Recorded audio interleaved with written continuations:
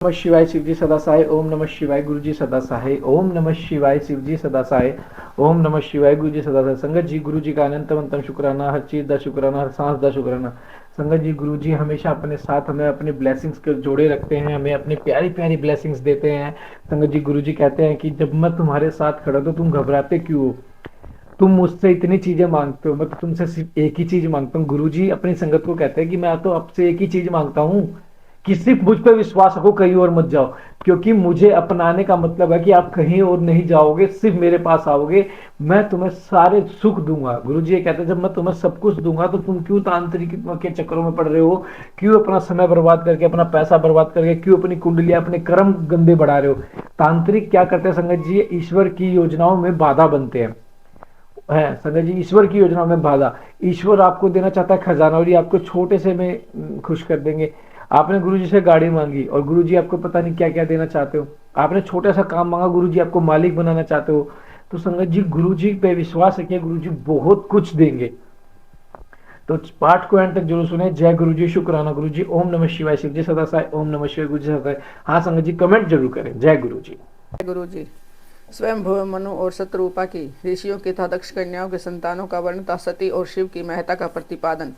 ब्रह्मा जी कहते हैं कि ना तदंतर मैंने शब्द तन्मात्रा आदि सूक्ष्म भूतों को स्वयं ही पंचीकृत करके अर्थात उन पांचों का परस्पर सम्मिश्रण करके उनसे स्थूल आकाश, वायु, अग्नि, जल और पृथ्वी की सृष्टि की। पर्वतों, समुद्रों और वृक्षों आदि को उत्पन्न किया। कला से लेकर युग पर्यंत जो काल विभाग हैं उनकी रचना की। मुने उत्पत्ति और विनाश काले और भी बहुत से पदार्थों का मैंने निर्माण किया, परंतु इससे मुझे संतोष नहीं हुआ। तब शाम सदाशिव का ध्यान करके मैंने साधन प्राण पुरुषों की सृष्टि की। अपने दोनों नेत्रों से मरीचि को, हृदय से मृगु को, सिर से अंगिरा को, व्यान वायु से मुनि श्रेष्ठ पुलह को, उदान वायु से पुलस्त्य को और समान वायु से वशिष्ठ को, अपान से कीर्तु को, दोनों कानों से अत्रि को और प्राणों से दक्ष को, गोद से तुमको, छाया से कर्दम मुनि को तथा संकल्प से समस्त साधनों के साधन धर्म को उत्पन्न किया। श्रेष्ठ इस तरह इन उत्तम साधनों की सृष्टि करके महादेव जी की कृपा से मैंने अपने आप को कृतार्थ मानता। तत्पश्चात संकल्प से उत्पन्न हुए धर्म मेरी आज्ञा से मानव रूप धारण करके साधकों की प्रेरणा से साधन में लग गए। इसके बाद मैंने अपने विविध अंगों से देवता, असुर आदि के रूप में असंख्य पुत्रों की सृष्टि करके उन्हें भिन्न भिन्न शरीर प्रदान किए। मुने तदंतर अंतर्यामी भगवान शंकर की प्रेरणा से अपने शरीर को दो भागों में विभक्त करके मैं दो रूप वाला हो गया। नारद आधे शरीर से मैं स्त्री हो गया और आधे से पुरुष। उस पुरुष ने उस स्त्री के गर्भ से सर्व साधन समर्थ उत्तम जोड़े को उत्पन्न किया। उस जोड़े में से जो पुरुष था वह स्वानुभव अनुमोम के नाम से प्रसिद्ध हुआ। स्वयं भूय मनु उच्च कोटि के साधक हुए। जो स्त्री हुई वह शत्रुपा कहलाई। वह योगिनी एवं तस्वनी हुई। तात मनमुनि ने वैवाहिक विधि से अत्यंत सुंदरी शत्रुपा का पानी ग्रहण किया और उससे वे मैथुन जनित सृष्टि उत्पन्न करने लगे। उन्होंने शत्रुपा से प्रियव्रत और उतानपाद नामक दो पुत्र और 3 कन्याएं उत्पन्न हुई। कन्याओं के नाम थे आकुति, देवहूति और प्रसूति। मुनि ने आकुति का विवाह प्रजापति रुचि के साथ किया। मंजली पुत्री देवहूति कर्दम को ब्याह दी और उतानपाद की सबसे छोटी बहन प्रसूति प्रजापति दक्ष को दे दी।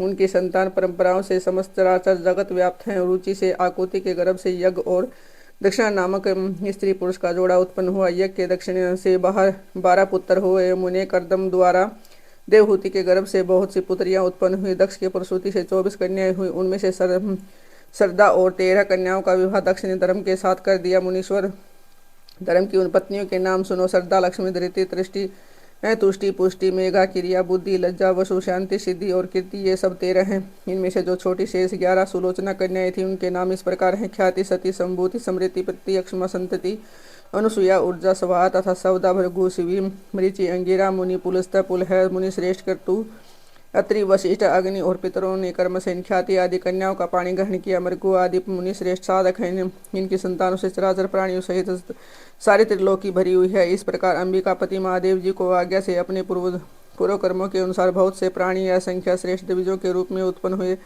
कल्प भेद से दक्ष के 60 कन्याएं बताई गई हैं। उनमें से दक्ष 10 कन्याओं का विवाह उन्होंने धर्म के साथ किया। 27 कन्याएं चंद्रमा को ब्याह दी और विधि पूर्वक 13 कन्याओं के हाथ है दक्ष ने कश्यप के हाथ में दे दी। नाद उन्होंने 4 कन्याएं श्रेष्ठ रूप वाले तारकश्यप को ब्याह दी तथा भृगु, अंगिरा और शीर्षासव को दो कन्याएं अर्पित की। इन स्त्रियों से उनके पतियों द्वारा बहुत संख्यक चराचर प्राणियों की उत्पत्ति हुई। मुनि श्रेष्ठ दक्ष ने महात्मा कश्यप को जिन 13 कन्याओं का विधि पूर्वक दान दिया था, उनकी संतानों से सारी त्रिलोकी व्याप्त है। स्थावर और जंगम कोई भी सृष्टि ऐसी नहीं है जो कश्यप की संतानों से शून्य हो। देवता, ऋषि, दैत्य, वृक्ष, पक्षी, पर्वत तथा तृण लता आदि सभी कश्यप पत्नियों से पैदा हुए हैं। इस प्रकार दक्ष कन्याओं की संतानों से सारा सराचर जगत व्याप्त है। पाताल से लेकर सत्यलोक पर्यंत समस्त ब्रह्मांड निश्चय ही उनकी संतानों से सदा भरा रहता है, कभी खाली नहीं होता। इस प्रकार भगवान शंकर की आज्ञा से ब्रह्मा जी ने बलि बातें सृष्टि की। पूर्व काल में सर्वव्यापी शंभु ने जिन्होंने तपस्या के लिए प्रकट किया है, रुद्र ने उन्हें त्रिशूल के अग्रभाग पर रखकर जिनकी सदा रक्षा की है, वे ही सती देवी लोकहित का कार्य संपादित करने के लिए दक्ष से प्रकट हुई थी।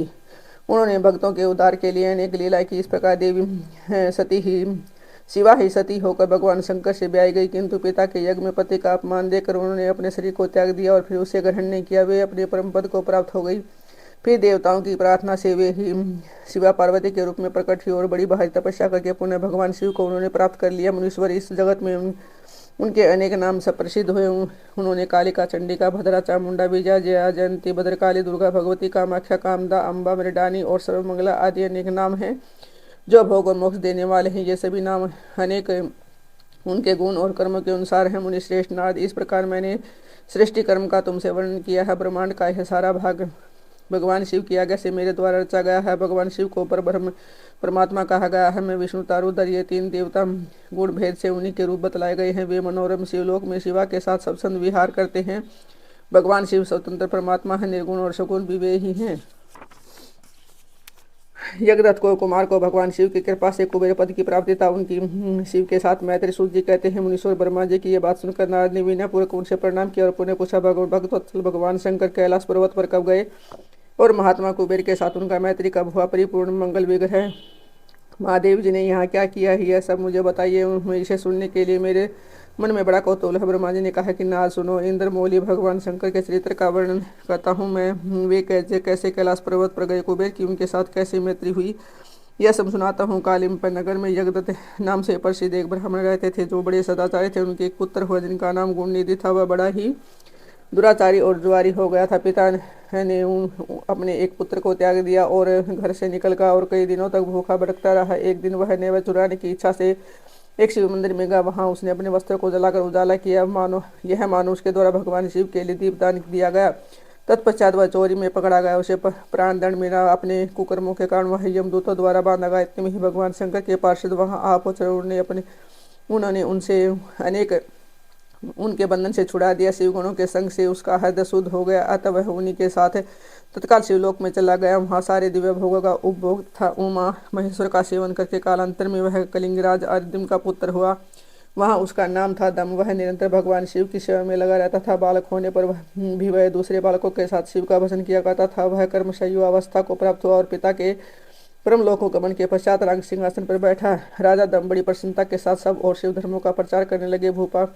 भूपाल दम का दमन किया। दूसरों के लिए सर्वथा कठिन था। ब्राह्मण समस्त शिवालयों में दीप दान करने के अतिरिक्त वे दूसरे किसी धर्म को नहीं जानते थे। उन्होंने अपने राज्य में रहने वाले समस्त ग्रामाध्यक्षों को बुलाकर यह आज्ञा दी कि शिव मंदिर में दीप दान करना सबके लिए अनिवार्य होगा। जिस ग्रामाध्यक्ष के गांव के पास जितने शिवालय हों वहाँ बिना कोई विचार किए सदा दीप जलाना चाहिए। आजीवन इसी धर्म का पालन करने के कारण राजा दम ने बहुत बड़ी धर्म संपत्ति का संचयन कर लिया। फिर वे काल धर्म के अधीन हो गए। दीपदान की वासना से युक्त होने के कारण उन्होंने शिवालय में बहुत से दीप जलवाए और उसके फलस्वरूप जमानंतर में रतनमय दीपों के प्रभा के आश्रय हो, अलकापुरी के स्वामी हो। इस प्रकार भगवान शिव के लिए किया हुआ थोड़ा सा भी पूजन या आराधन समय अनुसार महान फल देता है। ऐसा जानकर उत्तम सुख की प्राप्ति करने वाला लोगों को शिव का भजन अवश्य करना चाहिए।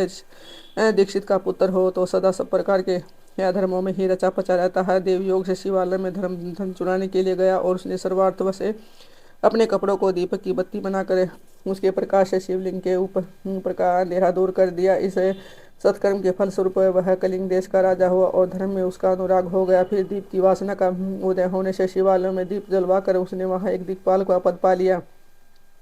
मुनीश्वर देखो तो सही है, कहाँ उसका वह कर्म और कहाँ यह दिक्पाल की पदवी जिसका यह मानव धर्म प्राणी उस समय यहाँ उपभोग कर रहा है। तात वह तो उसके ऊपर शिव के संतुष्ट होने की बात बताई गई है। अब एक चित होकर यह सुनो कि किस प्रकार सदा के लिए उसकी भगवान शिव के साथ मित्रता हो गई। मैं इस प्रश्न का तुमसे वर्णन करता हूँ। नाथ, पहले के पाद कल्प की बात है कि मुझ ब्रह्मा के मानस पुत्र पुलस्त्य विश्रवा का जन्म हुआ और विश्रवा के पुत्र वैश्रवण हुए। उन्होंने पूर्व काल में अत्यंत उग्र तपस्या के द्वारा त्रिनेत्रधारी महादेव की आराधना करके विश्वकर्मा की बनाई हुई इसे अलकापुरी का भोग किया। जब वह कल्प व्यतीत होगा तो मेघवाहन कल्प आरंभ हुआ। उस समय वह यज्ञदत्त का पुत्र, जो प्रकाश दत्त का महान कर दान करने वाला था, कुबेर के रूप में अत्यंत दुस्सह तपस्या करने लगा। दीपदान माता से मिलने वाले शिव भक्ति के प्रभाव को जानकर वह शिव की इज्जत पर प्रकाशिका काशीपुरी में गया और अपने चित्र रूपी रत्न में प्रदीपों से 11 रुद्रों को उद्बोधित करके अनन्य भक्ति एवं स्नेह से संपन्न हो गया। तन्मयता पूर्वक शिव के ध्यान में मगन हो निश्चल भाव से बैठ गया और शिव की एकता का महान पात्र है। तप रूपी अग्नि से बड़ा हुआ यह काम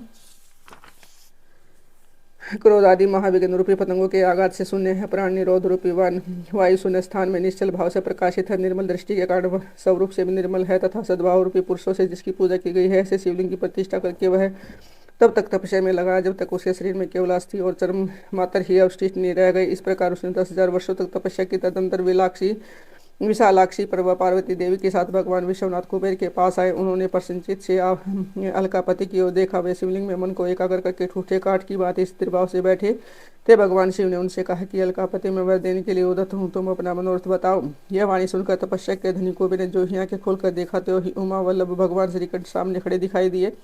वे उदय काल के शास्त्र सूर्य के समान अधिक तेजस्वी थे और उनके मस्तक पर चंद्रमा अपनी चांदनी बिखेर रहे थे। भगवान शंकर के तेज से उनकी आंखें चौंध दिया गई, उनका तेज प्रतिहित हो गया। वे नेत्र बंद करके मनोरथ से भी परे विराजमान देव देवेश्वर शिव से बोले, नाथ मेरे नेत्र के दृष्टि शक्ति दीजिए जिससे आपके चरणारविंदों का दर्शन हो सके। स्वामी आपका प्रत्यक्ष दर्शन हो, इसलिए मेरे लिए सबसे बड़ा वर है। इस किसी दूसरे वर से मेरा क्या प्रयोजन है। चंद्रशेखर आपको नमस्कार। कुबेर की ये बात सुनकर देवादिदेव उमापति ने अपनी हथेली से उसका स्पर्श करके उन्हें देखने की शक्ति प्रदान की। दृष्टि शक्ति मिल जाने पर जगदत्त ने उसने पुत्र आंखें फाड़ फाड़ कर उसे पहले उमा की ओर देखना आरंभ किया। वह मन ही मन सोचने लगा, भगवान शंकर के समीप है सर्वांग सुंदरी कौन है, उन्होंने कौन सा ऐसा तप किया है जो मेरी भी तपस्या से बढ़ गया है। यह रूप, यह प्रेम, यह सौभाग्य, यह असीम शोभा सभी अद्भुत है। यह ब्राह्मण कुमार बार बार यही कहने लगा। जब बार बार यही कहता हुआ क्रूर दृष्टि से उनकी ओर देखने लगा तो मामा के अवलोकन से उनकी बाएं आंख फूट गई और तदनंतर देवी पार्वती ने महादेव जी से कहा, प्रभा यह दुष्ट तपस्वी बार बार मेरी ओर देखकर क्या बक रहा है। आप मेरी तपस्या के तेज को प्रकट कीजिए। देव की यह बात सुनकर भगवान शिव ने हंसते हुए उनसे कहा कि उमे यह तुम्हारा पुत्र ही है, तुम्हें क्रूर दृष्टि से नहीं देखता किंतु अपितु तुम्हारी तप्त संपत्ति का वर्णन कर रहा। देवी से ऐसा कहकर भगवान शिव पुनः उस ब्राह्मण कुमार से बोले, वत्स मैं तुम्हारी तपस्या से संतुष्ट हूँ, तुम्हें वर देता हूँ। तुम निधियों के स्वामी और गुहों के राजा हो। आओ आओ सुव्रत रक्ष यक्षों के नर और राजाओं के भी राजा होकर पुण्यजनों के पालक और सबके लिए धन के दाता बनो। मेरे साथ तुम्हारी सदा मैत्री बनी रहेगी और मैं नित्य तुम्हारे निकट निवास करूंगा। मित्र तुम्हारी प्रीति बढ़ाने के लिए मैं अलका के पास ही रहूंगा। आओ उमा देव के चरणों में साष्टांग प्रणाम करो, क्योंकि वे तुम्हारी माता है। महाभक्त यज्ञदत्त कुमार, तुम अत्यंत प्रसन्नचित्त से इनके चरणों में गिर जाओ। ब्रह्मा जी कहते हैं, नाद इस प्रकार ये वर देकर भगवान शिव ने पार्वती देवी से फिर कहा कि देवेश्वरी इस पर कृपा करो, तपस्विनी है तुम्हारा पुत्र है। भगवान शंकर का यह कथन सुनकर जगदम्बा पार्वती ने प्रसन्नचित्त हो यज्ञदत्त कुमार से कहा, वत्स से भगवान शिव मैं तुम्हारी सदा निर्मल भक्ति पर बनी रहे। तुम्हारी बाएं आंख तो फूटी गई है, इसलिए एक ही पिंगल नेत्र से युक्त महादेव जी को ने जो वर दिए हैं वे सब उसी रूप में तुम्हें सुलभ हो। बेटा मैं रूप के प्रति ईर्ष्या करने के कारण तुम कुबेर के नाम से प्रसिद्ध हो गए। इस प्रकार कुबेर को वर देकर भगवान महेश पार्वती देवी के साथ अपने विधिवेश्वर धाम में चले गए। इस तरह कुबेर ने भगवान शंकर की मैत्री प्राप्त की और अलकापुरी के पास जो कैलाश पर्वत है वह भगवान शंकर का निवास हो गया।